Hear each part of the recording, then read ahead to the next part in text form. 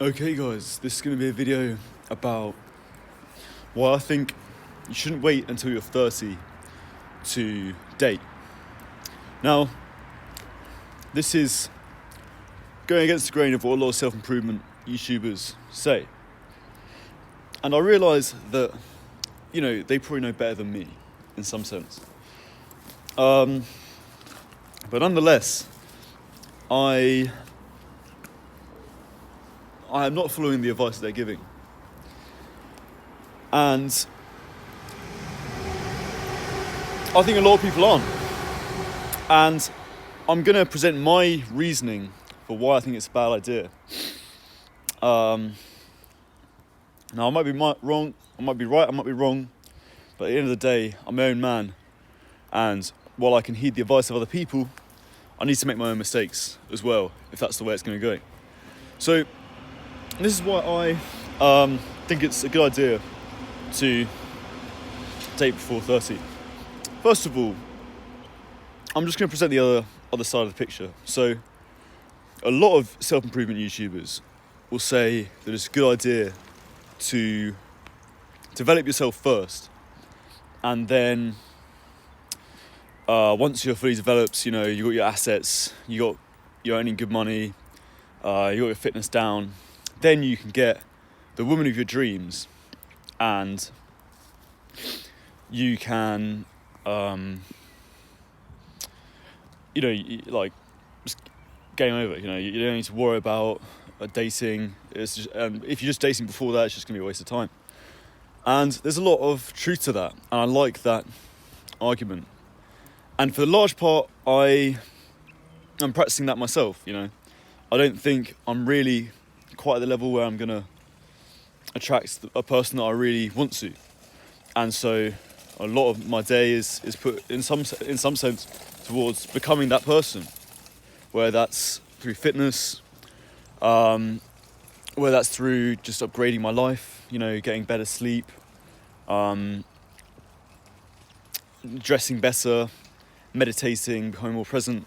All this kind of stuff is going to make me much of a better, more attractive partner in the future. And yet, I'm not dedicating all of my life to purely improve myself.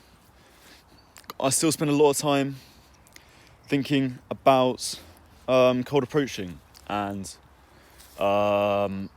dating and stuff like that. And the reason for that is because I think there's a certain things you need to get straight. There are certain lessons that you need to learn from dating that you want to sort of set straight before you hit 30.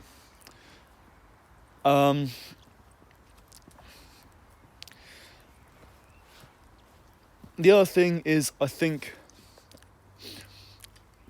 while it's good to have, I think, women like an older guy and guys like a younger girl, this idea that there's something beautiful about growing with someone. And although it's very efficient to do all your growing before your partner, you want to be with someone where your lives are kind of intertwined together, and you develop with each other as well, because that's where I think a lot of the growing in the truest sense comes from. People often cite traditional values, traditional examples of marriage to back up this idea that you should develop yourself first before you get married to someone. But a lot of marriages would have happened before people were truly ready for it. People just got married a lot earlier, before they would have, in theory, have had time to improve themselves. And look, the other thing I think is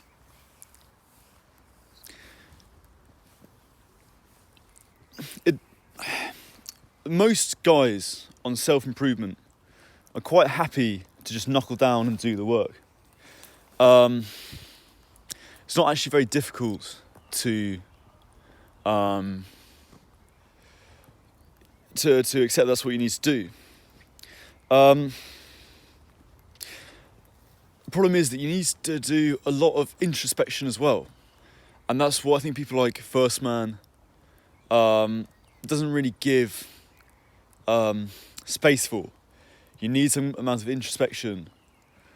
Because a lot of the time, girls, it's not because you're like, there could be just something quite simple, like your attachment style, that's wrong, that you need to fix. And when you fix that, then, you know, you won't even need to do all the other stuff to get the girl in the short term, you know. Now in the long term, you know, if you want a more serious relationship, you probably do need to do all the other things, have good assets, be attractive, go to the gym, all that other stuff. But then it will come from a proper motivation of like, you know, I really want to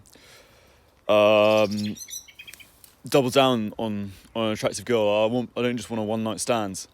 But the problem is, I think a lot of people are motivated to do the really hard work, like going to the gym, just because they want to get laid later on in life. When really, if they just understood that they were, you know, there's some shit going on in their childhood they hadn't dealt with properly, then they could fucking have sex with girls, no problem. And then maybe they think, oh, actually, it's just better if you got all the cards on the table as soon as you can. That's what I'm trying to say. Yeah, it's a bit of a bad video. I don't feel like I'm explaining it very well. But I'll give this the example of my own life, and then this will make a bit more sense. So, for the past year or so, I've really believed in this idea of just improve yourself. You know, go to the gym, all this traditional, normal stuff, and then the girls will just come to you. But I've realised there's one thing that so I've just kind of ignored dating as a thing. I just blanketed it out from my mind. The problem is there's some amounts of it that are still like a part of my life. And what I've realised is a lot of the problems I've had with dating is not actually because I'm not going to the gym or I haven't got assets, I haven't got a proper job. You know, if a girl's 25 and she's hot as fuck, some model, then yeah, she's going to give a shit about that kind of stuff. But I'm not necessarily talking about that. I'm talking more about like some hot girl who's my age, who I see at a party, who's put off because I've got a defensive personality, because I've got a bad attachment style. And if I sorted out but now I'm thinking in my head, oh, I need to go to the gym, I need to get a massive business, I need to do this other stuff. Like, yeah, that's great, do that stuff as well. But in terms of getting the goal, all you need to do is just understand what your attachment style is. You know, read a couple books on it, research it, journal your thoughts on it, and then bam, you can get that hot girl you saw at the party, you know. Is that a girl you're gonna want a wife? No, maybe not. Maybe she is, maybe she's not. It doesn't matter. But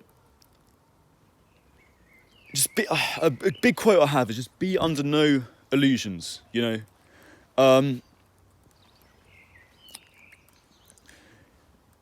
If you're motivated by something, you should expect to get that thing. Don't be motivated by things that when there's a simpler way to do it. Let me give you one more analogy that I think might explain this. And then I'll shut up, because this is quite a difficult video. Excuse me. So let's say there is you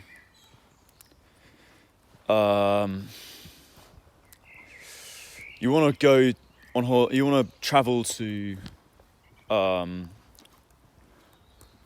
France, and it's a stupid analogy, but for some reason you don't really know how to get there, and you go to someone. I need to go to France. How do I get there?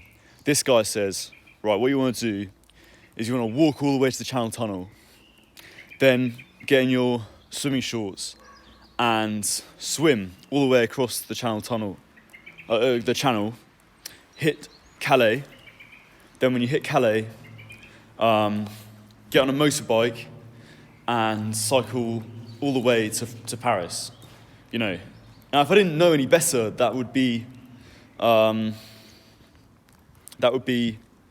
only option. That's what I'd end up doing, and that would be an amazing, exhilarating experience. But for other reasons, you know.